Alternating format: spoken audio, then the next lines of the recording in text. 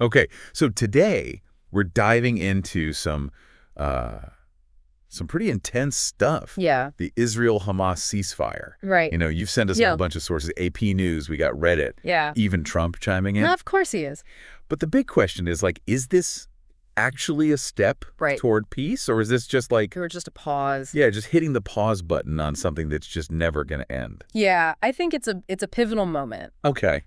To understand it, we have to, really grasp who's involved, right? Yeah, lay it on us. So you've got, Hamas, who controls Gaza, right. And then you've got the Palestinian Authority, right, governing the West Bank. Okay. And both of them, they both claim to represent the Palestinian people. Oh, wow. But their goals and tactics are completely different. So it's complicated from the get-go. Yeah. So the AP is reporting this ceasefire, just announced yesterday, January 15th, 2025, comes after 15 months of war. And it was negotiated with, help from Egypt, Qatar, and the U.S. Right. Which is interesting because... Big players. Yeah, because those relationships... Yeah, exactly. Not always smooth sailing. No, not at all. It shows that this isn't just a regional thing, you know? It's a global issue. It pulls everyone in. Yeah. One of the biggest things during this conflict has been the hostages, right? Of course. And this deal says 33 hostages will be released over 6 weeks. Okay. Prior, starting with the most vulnerable people. Makes sense. Women, children, yeah. Elderly, sick people. Sure. But, and this is where it gets kind of scary, Hamas is allowed to count the dead hostages toward that 33. Oh, wow. Yeah. So that raises a lot of questions. Yeah, what's happening to the people who are still captive? Right, exactly. Are we negotiating for them to be released, or are we just okay with... Right. Are we basically saying a certain number are okay to be dead? Yeah. That's dark. Yeah, really dark. And what does that say about us, It's a tough situation. Morally, for sure. So the deal also says they're going to do a prisoner exchange. Okay. Israel will release 30 Palestinian minors or women for each Israeli civilian and 50 Palestinian prisoners for every Israeli female soldier. I see. And I can already see how those numbers could be controversial. Yeah, for sure. Because are those ratios? Yeah. Are they fair? Is this basically is it going to lead to more hostage taking in the future? Right. And what about the actual risk of letting convicted terrorists back into society? It's a tough call. Yeah, how do you balance bringing people home with, keeping everyone safe in the long run? Yeah. It's a really tough situation. And it puts Netanyahu in a rough spot. Oh, absolutely. Politically. Yeah, politically. He's got pressure from his right-wing coalition who are if you give too much to Hamas, we're out. Right, so he's got these domestic demands, international pressure, and then Hamas who knows what they're going to do? They're unpredictable. Exactly. Yeah. It makes it really hard. So how are the people who are actually living through this feeling about this ceasefire? Yeah. You sent us some really powerful posts from the Jewish community on Reddit. Yeah. And it seems like it's a lot of relief. I can imagine. But also just deep anxiety. Yeah. People are obviously happy about the hostages coming home. Right. But there's just this fear. Sure. What condition are they going to be in? Right. Yeah. How many are actually dead? Yeah. Yeah. Is this just a temporary break? That's a lot to process. It is. And one quote you sent that really got me was, I can't exhale until I see our hostages coming home. Wow. I fear for the conditions of those returning alive, and I'm scared to see how many are dead. Yeah, that's heavy. And a lot of people seem to be skeptical that Hamas is going to honor this agreement. I mean, they have a history. Yeah. Of not exactly keeping their word. And one person on Reddit was just this is Hamas. Right. Every ceasefire that was supposed to be permanent, they've always violated. Yeah, I've heard that before. And using it as time to rearm, and I don't expect any different from this time. I mean, it's not just cynicism, right? No. This is based on what they've done. Yeah, their track record. So I got to ask you, how do you actually build trust between Israel and Hamas? Yeah. How do you even begin to do that? What does a real peace... That's the million-dollar question. Yeah. It's something we're going to keep unpacking as we go. Sure. We've talked about the official news. Right. We've talked about how people are feeling, the raw emotions. Yeah. But there's this other piece. What's that?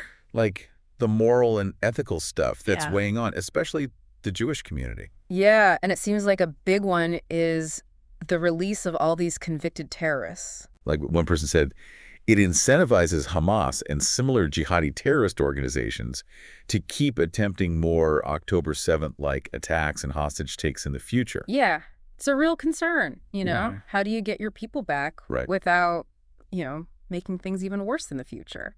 Like, does this make it more likely that something like that happens again? It's a tough question. And even beyond the deal itself, people are worried that all the anti-Semitism that we saw during the war isn't just going to go away because they signed a piece of paper. Of course, yeah. One Redditor said, this will have and has already had catastrophic effects of Jewish communities across the world and in digital spaces. It's a reminder that peace isn't just about, signing agreements, Right. It's about, fixing the stuff in society and culture that leads to conflict in the first place. That's a big one. Yeah. Then you got Trump jumping in. Oh, of course. Claiming that him winning the presidency is why they got the ceasefire.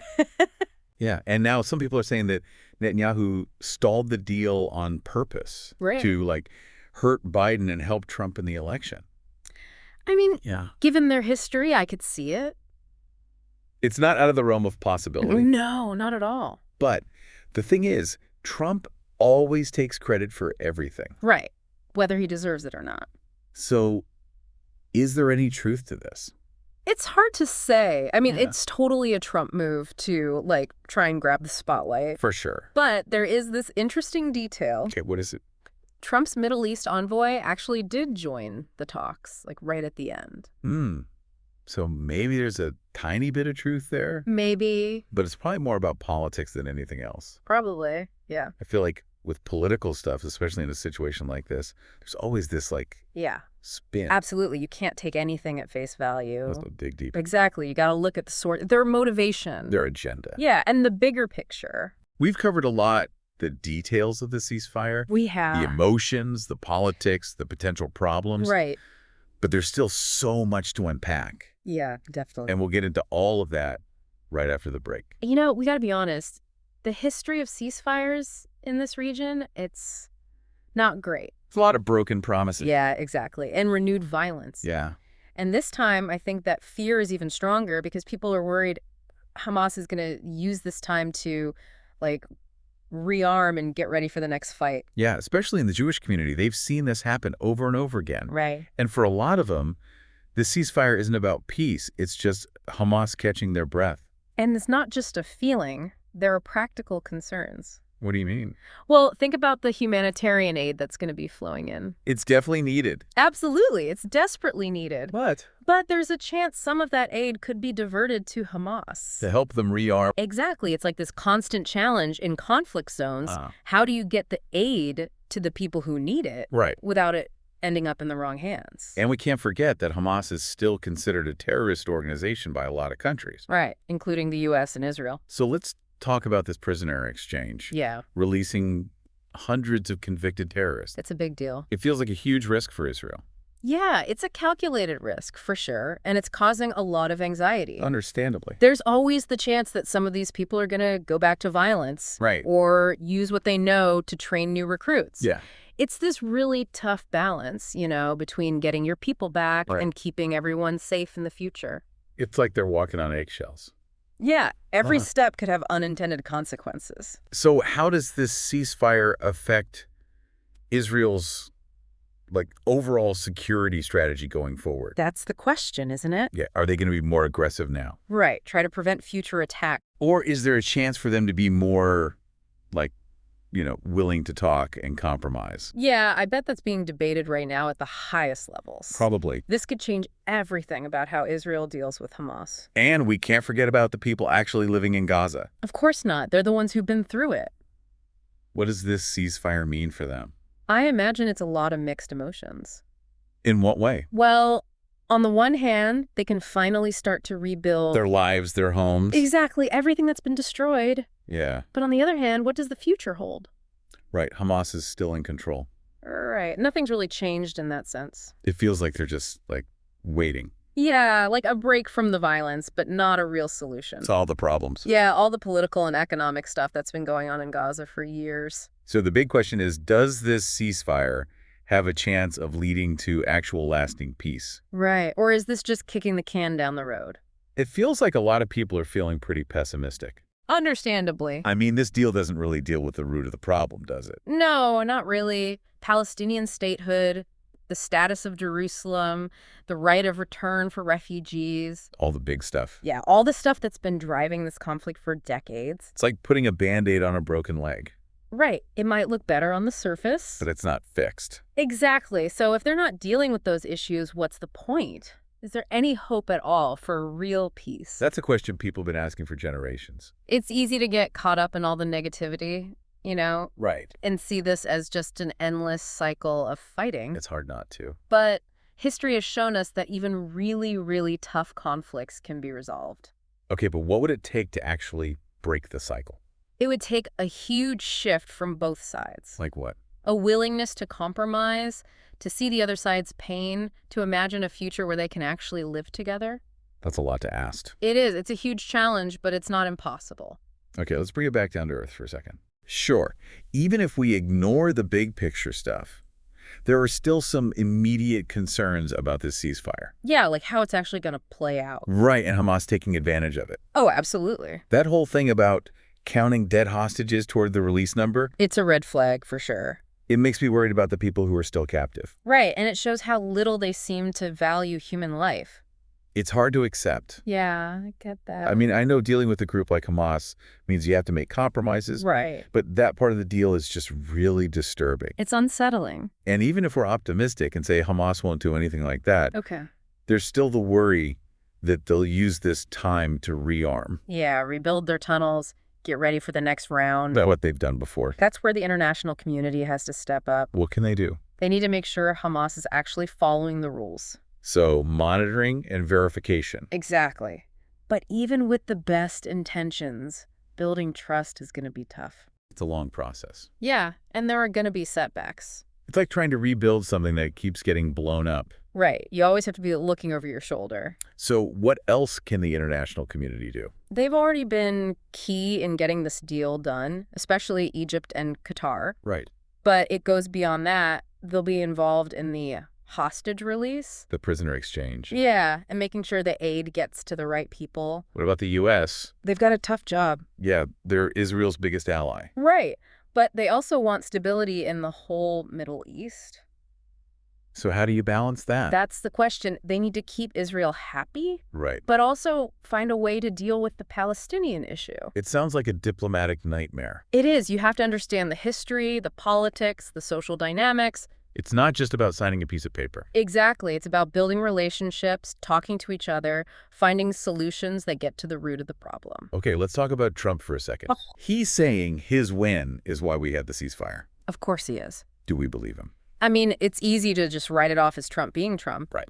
But his envoy was part of the talks at the end, so who knows? Maybe he did have some influence. Maybe he made everyone feel like they had to get something done. It's hard to imagine him actually being a peacemaker, Right. but maybe his presence changed things. It's possible. But like you said before, you can't give too much credit to any one person. Especially in a situation like this. So we've covered a lot. Yeah, the official stuff, the anxieties people are feeling, the problems with the agreement, the politics. But what about everyone else? What about public opinion? How's this whole thing being shown in the media? And how is that affecting what people believe? That's a great question, because the media plays a huge role in shaping how people see this conflict. It's a battle for the narrative, you know? Yeah, it's like every time we talk about this, Yeah. we hit this wall of just like stories that clash. Right. It's hard to figure out what to believe. Who to trust. Yeah. Everyone's got their own version of the truth. And with social media now, it's just like, Oh, it's a whole other level. it's so loud. Yeah, everyone's an expert. Yeah, and it feels like the loudest voices are the ones that get heard. Right. Even if they're not the most, like, balanced or nuanced.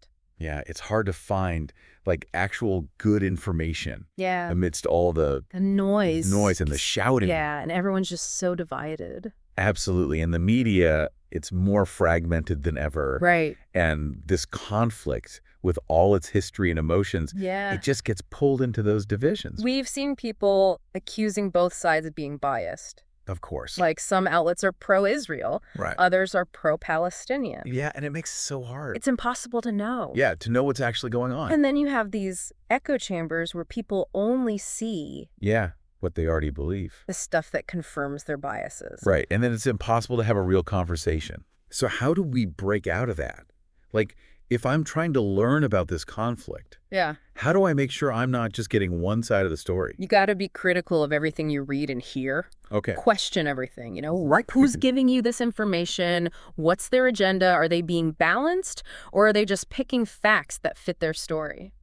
So basically, be aware of my own biases and look for stuff that challenges me. Exactly. Get out of your comfort zone, It's so easy to just read headlines. Yeah, or scroll through social media. But if you really want to understand something, Yeah. you got to go deeper. You got to look for the nuances, the gray areas. So let's do that with this ceasefire. What are some of the big stories we're seeing? And how are they affecting what people think? Well, one narrative that's getting a lot of attention is that this is a win for Hamas. Okay, how so? Well, they fought off a much stronger military. Right. And they got concessions, prisoners released, the promise of aid. So that feeds into the fear that this just makes Hamas stronger. Exactly, and that it makes future conflict more likely. And then the other side of that is that this ceasefire was necessary. Right, for humanitarian reasons. Yeah, for the people in Gaza who are suffering. They've been hit the hardest. So one narrative is about the threat from Hamas. Right. And the other is about the crisis in Gaza.